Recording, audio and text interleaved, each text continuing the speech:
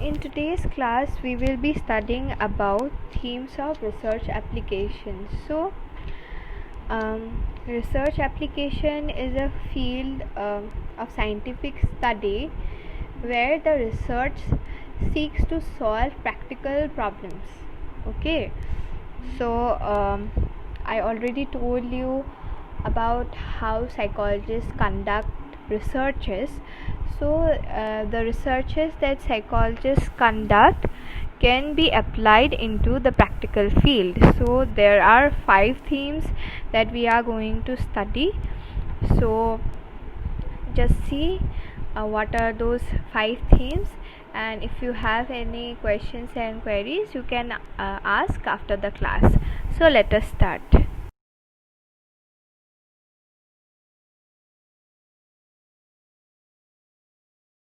So in today's class, we will be talking about themes of research application. If you are asked that what do psychologists do, so you will see the psychologists work in various settings, from conducting research to helping people to overcome their issues, to building programs in schools. They are involved in many different kinds of settings, right? But however, if you try to analyze their work, you will notice that they basically engage in 2 kinds of activities. If we have to divide, okay, in general we can say that they work here and there and in so many things, but if we have to divide, then we can say that basically they engage in 2 kinds of activities. So one is research in psychology, the other is application of psychology. So I think in the previous classes I gave you examples of how they conduct researches in rural areas, in communities, and to check how people are behaving, or something related to psychology in a particular area or in a particular community, or anything related to psychology, right? We conduct research so that we get to more about people, their behaviors, thoughts and feelings, how they are functioning, and many other psychological aspects, to basically gain a knowledge. And what is application of psychology? Now, application of psychology is whatever we study in psychology, okay, theories, principles, or the researches that we conduct, the outcome that we get. So from all these things, we apply psychology in practical field. Like I told you, that psychologists are working in schools, in hospitals, in different kinds of settings. So they are applying psychology in practical field. So I studied theories about psychology. I conducted research. Suppose I conducted a research on rural population, about what are the problems they are facing, and then after knowing whatever problem they are facing, after reading a lot of theories and principles, I go and give them counseling. I help them out. Okay, so this is how I am applying psychology.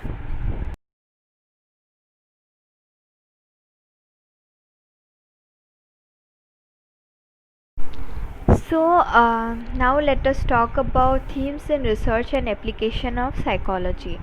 So your book has outlined 5 themes of research and application of psychology. The first one is psychology, like other sciences, attempts to develop principles of behavior and mental processes. So in one of my previous classes, I told you that psychology is not just common sense. You cannot apply your subjective opinions to everyone. Okay, so we have scientific theories of behavior and mental processes.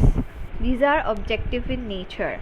So in research of psychology, the main concern is with the understanding and explanation of behavior and mental events and processes. So those psychologists who choose to be engaged in the field of research of psychology, they are more like other scientists. So like other scientists, they draw conclusions which are supported by authentic data and not subjective opinions. They design and conduct experiments or studies under controlled conditions. By controlled conditions, I mean that while they are conducting some kind of experiment, what they do is that they create an environment of their own where they control a particular person's or a particular animal's behavior the way they want to get a particular kind of um, conclusion. Okay, so that is what your psychological researchers do. So the purpose is to develop general principles about how behavior and mental processes go about.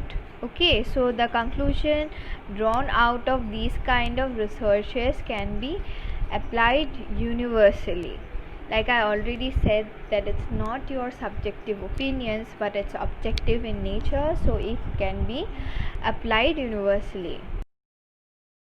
Experimental, comparative, physiological, developmental, social, differential and abnormal psychology are generally regarded as domains representing basic psychology. So there are two main branches of psychology: basic psychology and applied psychology. So basic psychology is all about your theories and principles that define human behavior and mental processes. So in basic psychology you study about theories and principles of psychology, and in applied psychology you apply the knowledge of these theories and principles in your practical field. Okay, so these categories that I just have mentioned, these come under or represent basic psychology. So the themes of research in these fields like experimental, comparative, physiological psychology, these fields differ from each other. Now for example, in experimental psychology, you may probably study about the processes of perception, attention, learning, thinking, motivation, all these things. Okay, by using experiment as the method of inquiry. So while you are doing a research, you have to do some kind of inquiry, right? Otherwise how will you conduct a research? So you have to use experiments. Okay, experiments like for example, I'm just giving one example. You will be studying it in your later chapters. So there's a chapter in your book called Principles of Learning. So in that chapter you will be studying about few experiments. Some behaviorists, they experimented on dogs and rats. So you will be studying about those experiments. So those experiments are a part of this field, experimental psychology. So this is one kind of research where they conduct an experiment and they draw conclusions out of that particular experiment. But physiological psychologists, they won't conduct researches like these. Rather they will try to establish or examine the physiological basis of these behaviors. For example, a person if they want to conduct a study on depression, so they will probably try to relate the role of neurotransmitters on depression. So this is going to be your this will come under your physiological psychologist. Okay, then this research will come under physiological psychologist. So now let us talk about developmental psychologists. So developmental psychologists, they study changes in behavior from the beginning of human life to its end, how a human being is developing by interacting with its socio-cultural context. So developmental psychologists are going to study about these things. They do not conduct experiments, or they do not attempt to establish the relationship between physiological basis of human behavior. So now let us talk about the second theme, which says that human behavior is a function of the attributes of persons and environment. So what are attributes? Attributes are qualities of feature regarded as a characteristics or inherent part of someone. Okay, so we are different individuals and we have different kinds of attributes within us. So Carl Lewin, a psychologist, proposed a famous equation which says that behavior is the product of a person's environment. This equation also says that the variations we find in human behaviors are due to the fact that people differ with respect to their attributes, which is unique to us, and these attributes are different from each other because of our genes, and then we have different kinds of experiences in relation with the environments that we are in. Okay, so here the environment is conceptualized as it is perceived or made sense of by the person. So the environment that we are placed in, different kinds of people will have different kinds of experiences of that same environment, because we all are different individuals and we have different kinds of attributes. So psychologists from a long time said that no two individuals are the same. We all are very different from each other and we all are unique. Okay, so when it comes to our psychological attributes, we are different from each other. We can be alike in many ways, but again no two individuals can be same when it comes to their psychological attributes. They vary with respect to their intelligence, interests, values, aptitude, and various other personality characteristics. So in fact there are many psychological tests also to measure these individual differences among people, and in fact a discipline also emerged called differential psychology, which focus on these individual differences. So here also you will be studying about personality psychology, you will be studying about personality theories, and then you will understand this whole concept better. Okay, so this view of psychology, the psychologists have taken from anthropologists, evolutionary theorists, and biologists. So psychologists look for explanations of various psychological phenomena based on individual environment interaction. Okay, so the psychological attributes are the psychological attributes that we have are very different from each other, and the way an individual interacts with the environment is also different from each other. Although it is difficult, psychologists do seek out the relative importance of heredity and environment in explaining human behavior. So human behavior is caused both by your heredity and environment that you are placed in.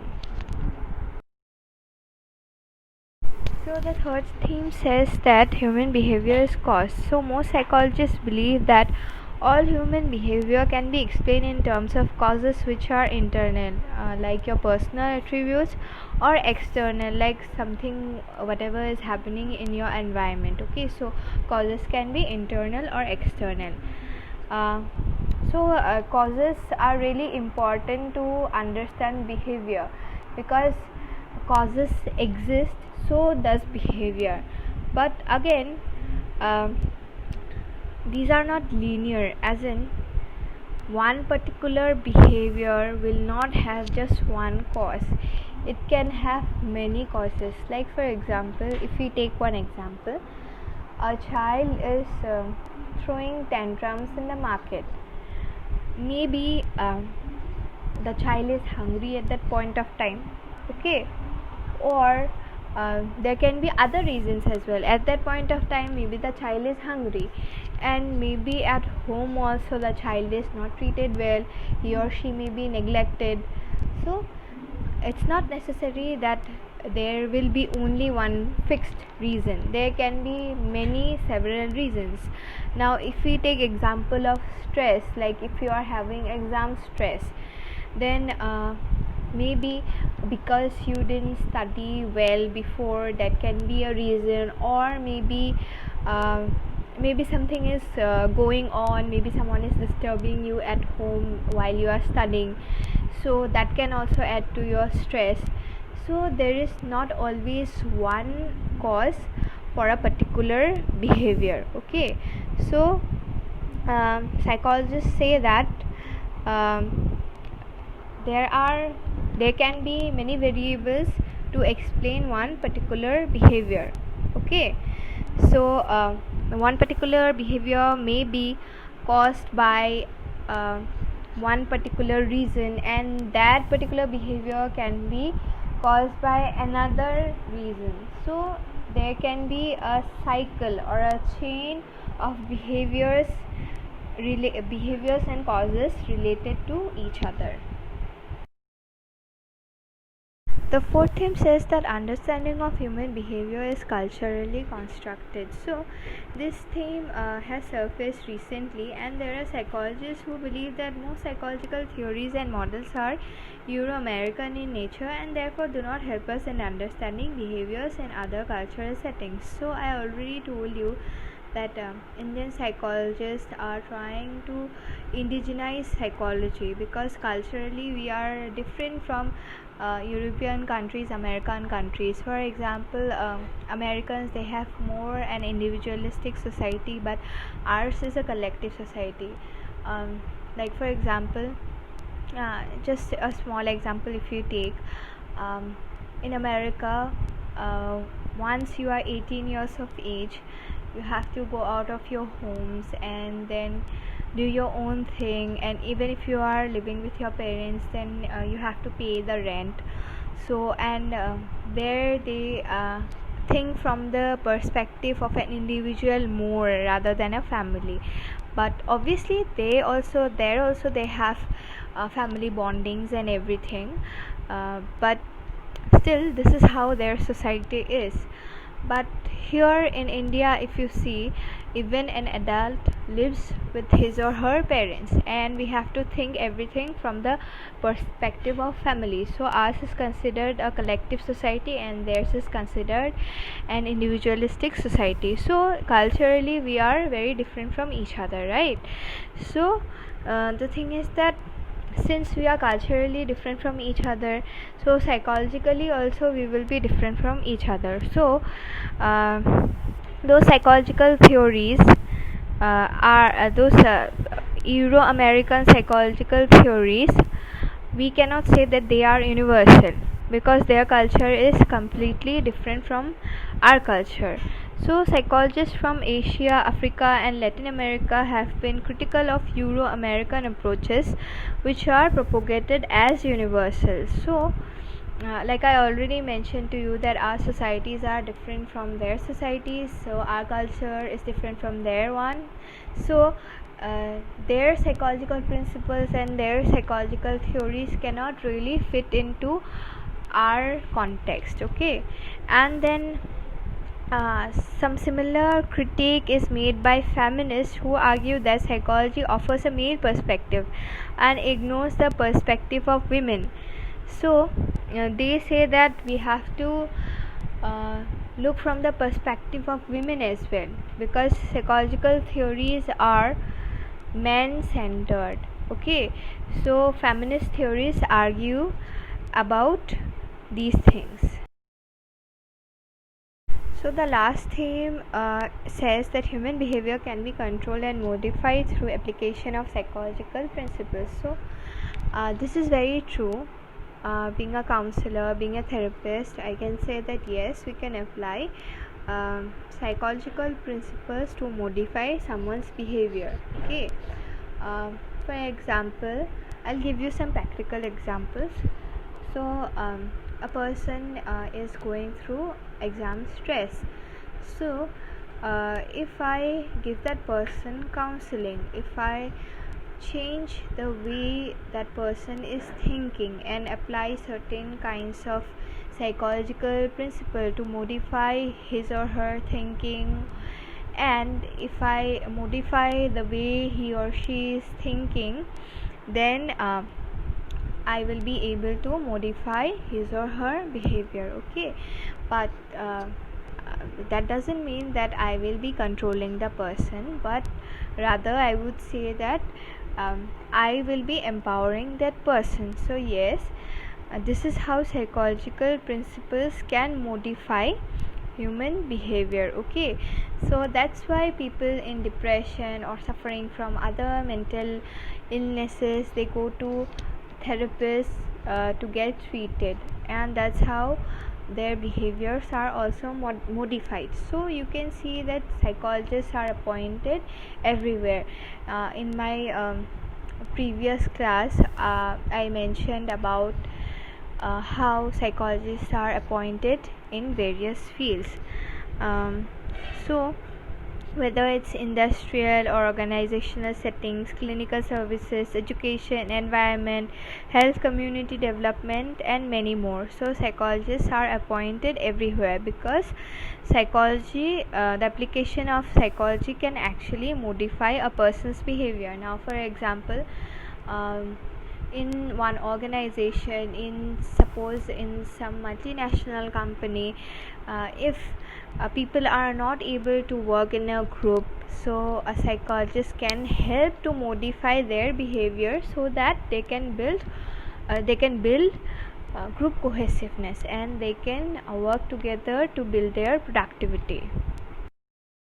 So that's how by applying psychological principles we can modify one's behavior.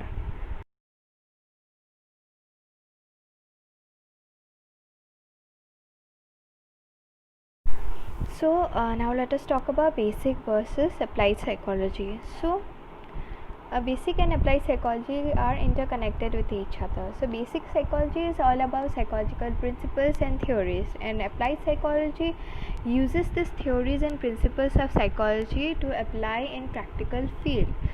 So now for example, if you decide to take psychology in your bachelor's and in your master's, so in your bachelor's you will be mostly studying about psychological theories, principles, all these things. Okay, and if you take again psychology in your masters, at that point of time you will be taught how to apply this basic principles and theories in your practical field.